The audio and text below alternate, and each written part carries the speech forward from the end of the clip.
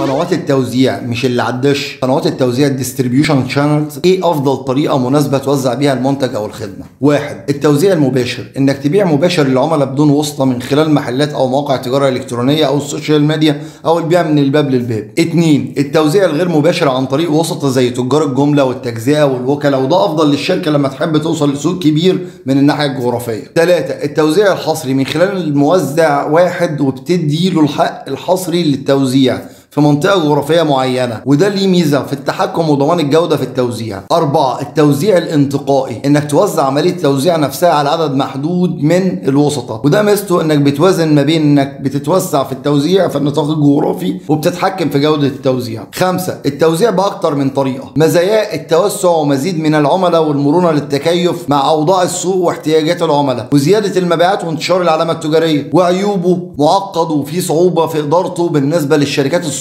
وزيادة في التكاليف، وبيتطلب استثمار إضافي في التكنولوجيا والموظفين واللوجستيات وتضارب المصالح بين قنوات التوزيع المختلفة زي التنافس على نفس العملاء، وصعوبة في التحكم في جودة قنوات التوزيع ممكن تأثر على قيمة العلامة التجارية وسمعتها. وعلى العموم قنوات التوزيع بتعتمد على طبيعة المنتج أو الخدمة والسوق المستهدف وأهداف الشركة في التسويق والتوزيع الأنسب والأفضل والفعال للوصول لعملاء أكتر وزيادة المبيعات وبناء علامة تجارية قوية.